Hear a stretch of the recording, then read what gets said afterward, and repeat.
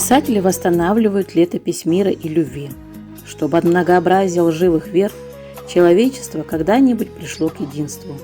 Так говорит талантливый поэт, историк, философ, публицист, видный общественный деятель Олжас Умарович Сулейменов. Сегодня мы будем говорить о нем, о его жизни и творчестве, общественной деятельности. 12 апреля 1961 года, день который запечатлен в истории памятным событием мирового масштаба. День, когда человек впервые отправился в космос. Именно благодаря этому грандиозному событию вся Земля узнала имя казахстанского поэта Олжаса Сулейменова. Он написал и опубликовал легендарную поэму, прозвучавшую как гимн первому космонавту и всей нашей цивилизации «Земля, поклонись человеку». Листовки были отпечатаны многочисленным тиражом и сбрасывались с самолетов над ликующими толпами людей. Олжас Сулейменов – поэт, народный писатель, лингвист, исследователь, тюрколог, видный государственный общественный деятель, родился и вырос в Алма-Ате. Гнет сталинских репрессий не обошел стороной и семью Сулейменовых, когда писателю исполнился всего год. Его отец был расстрелян. Несмотря на то, что родные пророчили Олжасу блестящее будущее инженера-геолога, поэтический дар взял свое и определил дальнейший путь всенародно любимого писателя и публициста. Его трудовая биография связана с двумя крупными творческими союзами Казахстана – Союзом писателей и Союзом кинематографистов. Его книги выпущены на разных языках и получили признание по всему миру. Благодаря Сулейменову казахский кинематограф приобрел всенародную известность и стал позиционироваться как профессиональное и талантливое кино. Киностудия «Казахфильм» выпустила такие фильмы, как «Ижибек», «Тревожное утро», «Выстрел на перевале Хараш», «Серый лютый». Он стоял у истоков образования движения «Невада-Семей», которое за короткое время добилось установления моратория на взрывы на Семипалатинском полигоне. Его произведения отличаются глубиной мысли, экспрессией, острой сатирой и неожиданными поворотами событий. Говоря о творчестве писателя, нельзя не сказать о легендарной книге «Ас и я». Более 30 лет назад, не успев появиться на полках книжных магазинов, она была изъята и официально запрещена, мгновенно став советским бестселлером. Несомненно, его труды сегодня бесценны, а имя писателя навсегда останется в аналах истории не только Казахстана, но и всего мира. «Земля, поклонись человеку», читает поэт Олжас Сулейменов.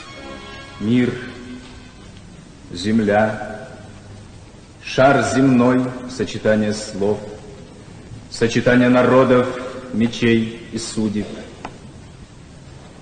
Сколько твердых копыт над тобой пронесло, все пустыни твои нас, безжалостных, судят. Черный и белый конь бросают черные тени. Кони атаки погонь в одной ярко-белой пене. Северный полюс земли, южный в одних снегах. Как разделить огонь, тени раскрасить как? Ты рожден в стороне, где живут воедино все части света. Есть восток и запад и север в стране поэтов. Есть края, где не знают обычных сибирских морозов. Есть края, где не знают аральского знойного лета, где другие границы между частями света. Океаны не покидают землю, они верят. Солнце сердцем бьется в земле, оно верит. Мы сами себя для жизни растим, мы ведь тоже верим, что нет востока, запада нет. Есть восход и закат, есть большое слово «земля», большое на всех языках. Поэзия Олжаса Сулейменова человеколюбие выявляется в большей степени не через прямые декларации, а через его отношение к природе и животным. Природа у поэта живая и очеловеченная. Послушайте стихотворение «Волчата».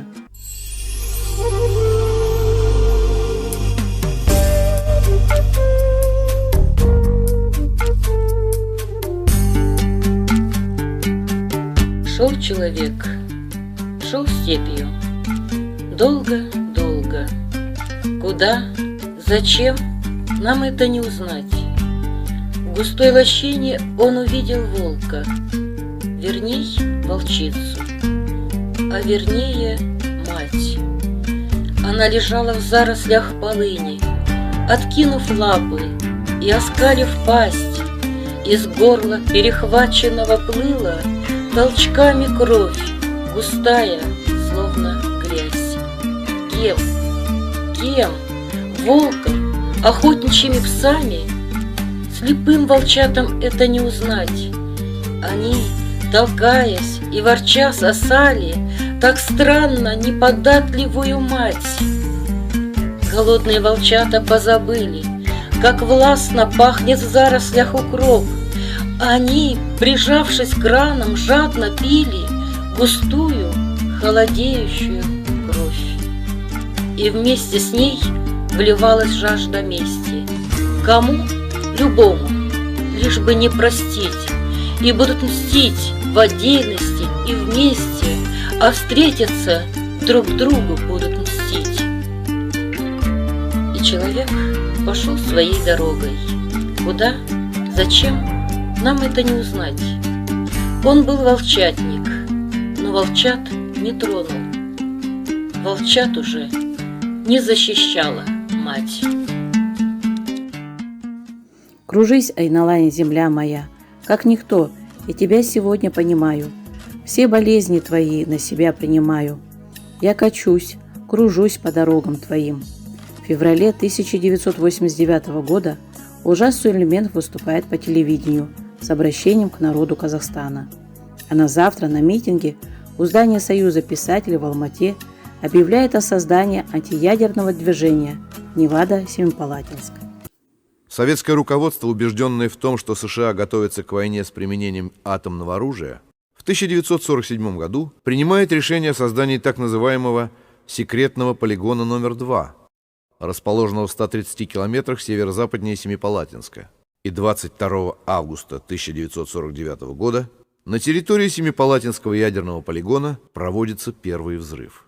В период с 1949 по 1963 год суммарная мощность зарядов, взорванных на полигоне, в 2500 раз превышает мощность бомбы, сброшенной на Хиросиму.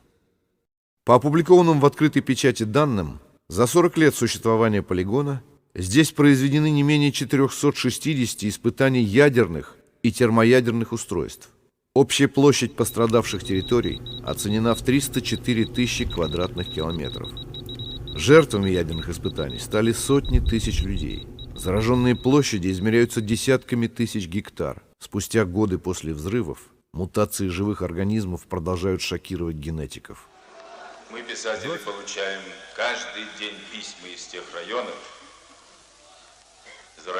расположенных вблизи полигонов, где приводятся потрясающие нас факты вымирания целых семей. И об этом мы тоже должны молчать.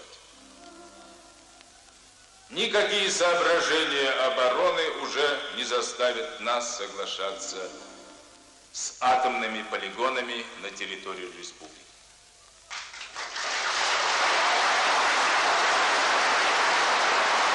Мы долго молчали, и первый же голос был услышан. И на первый же голос, я вижу, собрался народ сюда.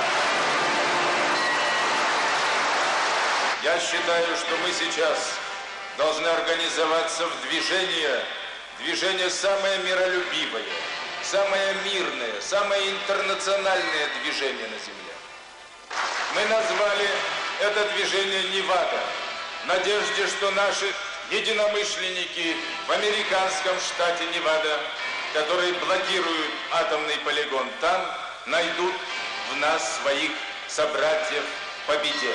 И если эти два движения объединятся, может быть, наш голос, поддержанный общественными организациями, народами нашей республики и страны, народами зарубежных стран, заставит правительство атомного клуба государств, который входит в атомный клуб, сесть, наконец, за стол переговоров и подписать соглашение об окончательном запрещении испытаний во всех сферах. Мы должны выбрать сейчас председателя этого движения. Какие есть предложения, товарищи? Сулейменов, кто за это предложение, прошу голосовать. Спасибо. Я тоже.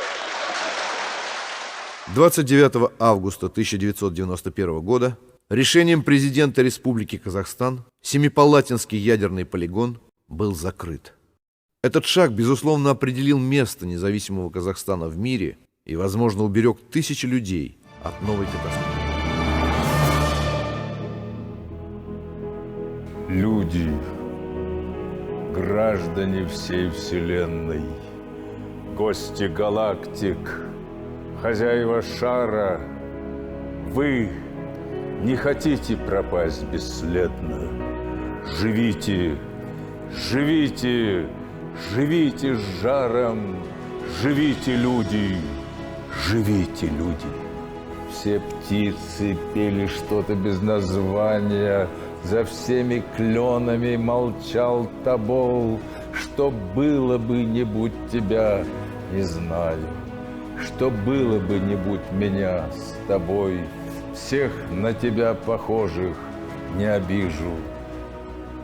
Деревья белые беречь я буду, и каждый раз, когда тебя увижу, я самым лучшим человеком буду.